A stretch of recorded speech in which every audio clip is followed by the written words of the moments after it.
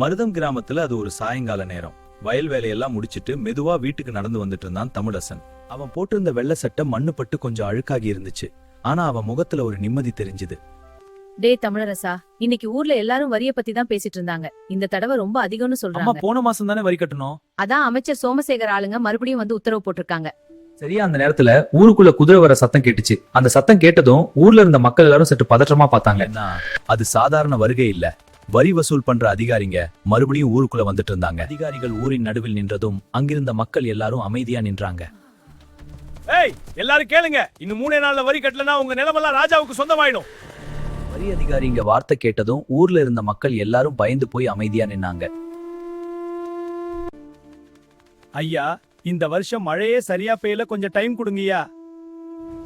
ராஜா உத்தரவு. காரணமெல்லாம் கேட்டுட்டு இருக்க முடியாது. ஐயா, இவங்கெல்லாம் கஷ்டப்பட்டு உழைக்கிறவங்க, கொஞ்சம் டைம் கொடுத்தா கண்டிப்பா கட்டிடுவாங்க. யாருடா நீ? ராஜாவோட உத்தரவையே மாத்த வந்துட்டியா? அப்போதான் தமிழரசன் மனசுல ஒரு சந்தேகம் வந்துச்சு. இந்த வரி நிஜமாவே ராஜா போட்ட உத்தரவு தானா? அடுத்த நாள் காலையில ஊர் ஆலமரத்தடியில சில விவசாயிகள் நின்னு பேசிட்டு இருந்தாங்க. தமிழரசன் அவங்க கிட்ட வந்து பக்கத்துல உட்கார்ந்து, நேத்து நடந்தத எல்லாரும் பாத்தீங்க தானே, ஏன் ஒருத்தரும் எதுவும் பேசல? தமிழரசா, எதிர்த்து பேசினா இன்னும் தண்டனை அதிகமாகும்யா.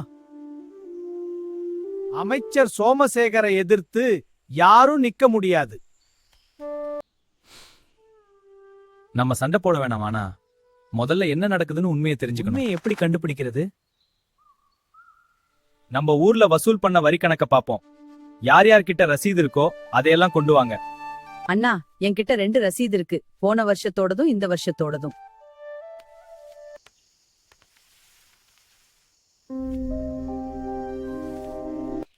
இதுல போட்டிருக்கிற காசு வேற வேற மாதிரி இருக்கே.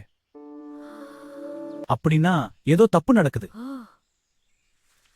ஆமா, ஆனா இதை நிரூபிக்க நமக்கு முழு ஆதாரம் வேணும். அப்போதான் மருதம் கிராமத்துல ஒரு புது முயற்சி ஆரம்பிச்சது. உண்மையை கண்டுபிடிக்கிற முயற்சி. சரி, ரசீதுகளை சேகரிப்போம். வாத்தியார் அப்புறம் சில பசங்க சேர்ந்து கோவில்ல இருந்த பழைய கணக்கு புத்தகத்தை எல்லாம் பார்த்துட்டு இருந்தாங்க. தமிழரசா, போன வருஷம் 120 மூட்டையில தானே கணக்குல இருக்கு. அட, உண்மையாவா? ஆனா இந்த வருஷம் அதிகாரிங்க சொன்னது 200 மூட்டை. இந்த கையெழுத்து அந்த அதிகாரியோட கையெழுத்தா? வாத்தியார் அதை நல்லா உத்து பார்த்தாரு.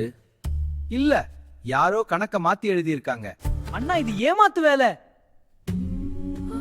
மெதுவா சொன்னான். ஆமா, ஆனா அதை நிரூபிக்கிறதுக்கு ஆதாரம் வேணும். அதை எப்படி கண்டுபிடிக்கிறது? தமிழரசன் கொஞ்ச நேரம் யோசிச்சான். ராஜா களஞ்சியத்தை போய் பார்க்கலாம். அன்னைக்கு ராத்திரி ஊரே அமைதியா இருந்துச்சு. ஆனா தமிழரசன் மனசுக்குள்ள 1000 கேள்வி ஓடிட்டே இருந்துச்சு. தெரிஞ்சுக்கணுங்கிற எண்ணம் அவனை சும்மா இருக்க விடல. தமிழரசன் 2 பசங்களை கூப்பிட்டான். இன்னைக்கு ராத்திரி ராஜா களஞ்சியத்துக்கு போவோம். அங்க ஏதாவது நடக்குதான்னு பார்க்கணும். அண்ணா, அது ஆபத்துண்ணா. தமிழரசன் சிரிச்சுக்கிட்டே சொன்னான். உண்மையை தெரிஞ்சுக்க முயற்சி பண்றது எப்போதுமே சுலபம் இல்ல. 3 பேரும் களஞ்சியத்துக்கு பக்கத்துல ஒரு மரத்தடியில மறைஞ்சு நின்னாங்க. கொஞ்ச நேரம் கழிச்சு ஒரு மாட்டு வண்டி அங்கே வந்துச்சு. அண்ணா, அந்த மூட்டைகள்ல ராஜாவோட முத்திரை இருக்கு. வண்டி களஞ்சியத்துல இருந்து வெளியே போய் வேறொரு கடங்குக்குள்ள போச்சு. இது ராஜாவோட களஞ்சியம் இல்லையே. தமிழரசன் கீழே கிடந்த ஒரு கிழிஞ்ச முத்திரை துண்டை கையில் எடுத்தான். இதுதான் நமக்கு முக்கியமான ஆதாரம். அண்ணா, அப்படின்னா யாரோ ராஜாவோட பேர்ல நெல்ல திருடுறாங்க. ஆமா, இதுக்கு பின்னால பெரிய சதி இருக்கு. அன்னைக்கு ராத்திரி அவங்க அமைதியா திரும்பி போனாங்க. ஆனா தமிழரசனுக்கு உண்மை கொஞ்சம் கொஞ்சமா புரிய ஆரம்பிச்சது. அடுத்த நாள் காலையில ஊருக்குள்ள 2 குதிரைங்க வந்துச்சு. அதுல சில அதிகாரிகளும் இருந்தாங்க. இங்க தமிழரசன்கிறது யாரு? ஜனங்க ஒருத்தரை ஒருத்தர் பாத்துக்கிட்டாங்க. அப்புறம் தமிழரசன் அமைதியா முன்னாடி, நான் தான் தமிழரசன். நீ தான் ரொம்ப புத்திசாலி நினைக்கிறியா? ஆனா சில விஷயத்தை எல்லாம் நீ தெரிஞ்சுக்காம இருக்கிறது தான் நல்லது.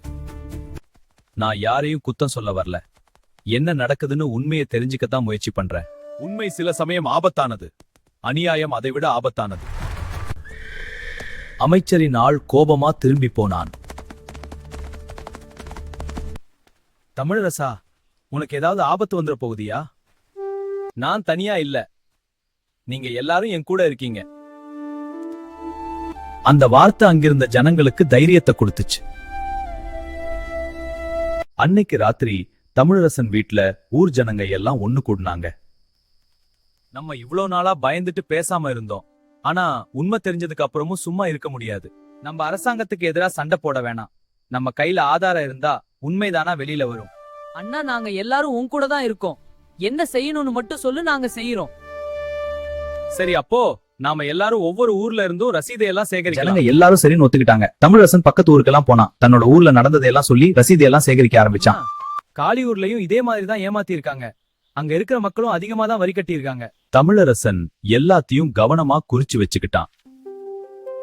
ஜனங்க எல்லாரும் கையெழுத்து போட்ட ஒரு மனு ரெடி பண்ணியாச்சு. இப்போ நம்ம கிட்ட ஆதாரம் இருக்கு. இத கொண்டு ராஜா கிட்ட போலாம். அரண்மனையில விசாரணை ஆரம்பிக்கிறதுக்கு முன்னாடியே அந்த செய்தி அமைச்சரான சோமசேகருக்கு காதுக்கு போயிருச்சு. ஐயா, தமிழரசன் ஜனங்களோட சேர்ந்து ஆதாரத்தை கொண்டு ராஜாவை சந்திக்க வர்றாராம். ராஜா சிம்மாசனத்துல அமர்ந்திருந்தார். அந்த நேரத்துல தமிழரசன் உள்ள அழைக்கப்பட்டான். அவன் கையில ரசீதுகள் அமைச்சர் இருந்தது. சோமசேகர் சபையில நிக்கும் போதே முகத்துல ஒரு நக்கல் சிரிப்பு இருந்துச்சு. நீதான் அந்த நீதான் கிராமத்து பையனா? என் மேல குத்தம் சொல்லணும்னு வந்திருக்கியா? சபையில இருந்த சிலர் ஒருவர் பார்த்துக்கிட்டாங்க. தமிழரசன் எந்த பயமும் இல்லாம அமைதியா முன்னாடி நின்றான். அவன் கையில இருந்த ரசீதுகளை இறுக்கமா பிடிச்சிருந்தான். நான் குத்தம் சொல்ல வரல, ஜனங்களோட குரலை தான் கொண்டு வந்திருக்கேன். தமிழரசன் மெதுவா முன்னாடி போய் ரசீதுகளையும் கிழிஞ்ச முத்திரை துண்டையும் ராஜா முன்னால இருந்த மேசை மேல வச்சான். அந்த நிமிஷம் சபையில இருந்த சின்ன சத்தம் கூட நின்று போச்சு. இந்த 3 ஊர்லயும் வசூல் பண்ண வரி கணக்கை விட ரொம்ப அதிகமா இருக்கு. ஆனா ராஜா களஞ்சியத்துல பதிவான கணக்கு ரொம்ப கம்மியா இருக்கு. இதுக்கு சாட்சி இருக்கா? சரியா அந்த நேரத்துல களஞ்சியத்தோட காவலாளி ராமையா முன்னாடி வந்தாரு. மகாராஜா, ராத்திரி நேரத்துல சில நெல் மூட்டைகளை ராஜா களஞ்சியத்துல இருந்து எடுத்துட்டு போனாங்க. நான் அதை கண்ணால பார்த்தேன். அந்த மூட்டைகளை எங்க கொண்டு போனாங்க? அமைச்சர் சோமசேகரோட ஆளுங்க சொன்ன இடத்துக்கு தான் கொண்டு போனாங்க. சோமசேகர் முகத்துல இருந்த சிரிப்பு மெதுவா மறைஞ்சு போச்சு. அப்போதான் முழு உண்மையும் வெளிச்சத்துக்கு ஜனங்களை வந்துச்சு. ஏமாத்துறது நம்ம சட்டத்துக்கு எதிரானது. அதை செஞ்சது யாரா இருந்தாலும் மன்னிக்கவே முடியாது. மகாராஜா, நான் தப்பு செஞ்சிட்டேன், என்ன மன்னிச்சிடுங்க. அதிகாரம் ஜனங்களை காப்பாத்தத்தான், அவங்களை ஏமாத்துறதுக்கு இல்ல. நீ செஞ்ச தப்புக்கு தண்டனை கண்டிப்பா உண்டு. அமைச்சர் சோமசேகரை பதவியிலிருந்து தூக்குங்க. அவனை சிறைக்கு அழைத்து செல்லுங்கள். அவன் செஞ்ச எல்லா மோசடியும் விசாரிங்க. இந்த செய்தி வெளியே காத்துட்டு இருந்த ஜனங்க கிட்ட போச்சு. அவங்க முகத்துல ஒரு நிம்மதி தெரிஞ்சது. தமிழரசன் அமைதியா வெளியே வந்தான். தமிழரசா, நீதான் நம்ம ஊருக்கு நீதியை வாங்கி தந்திருக்க. நீ மட்டும் இல்லன்னா நாங்க இன்னும் பயந்துட்டே தான் இருந்திருப்போம். நான் ஒன்னும் செய்யல. நீங்க எல்லாரும் ஒன்னா நின்னதாலதான் உண்மை வெளியில வந்துச்சு. மகனே, நீ செஞ்சது நினைச்சா எனக்கு ரொம்ப பெருமையா இருக்கு. அன்னைக்கு சாயங்காலம் மருதம் கிராமத்துல ஒரு புது நம்பிக்கை பிறந்துச்சு. ஜனங்க ஒன்ன புரிஞ்சுக்கிட்டாங்க. அமைதியான தைரியமும் உண்மையும் இருந்தா அநியாயம் ரொம்ப நாள் நிக்காது. இந்த கதை நமக்கு ஒரு முக்கியமான பாடத்தை கற்றுக் கொடுக்கும். உண்மை மற்றும் ஒற்றுமை இருந்தால் எந்த அநியாயமும் நீண்ட நாட்கள் நிலைக்காது. இந்த மாதிரி இன்னும் பல தமிழ் மாரல் ஸ்டோரிஸ் பார்க்க வெற்றி பாதை சேனலை சப்ஸ்கிரைப் பண்ணுங்க.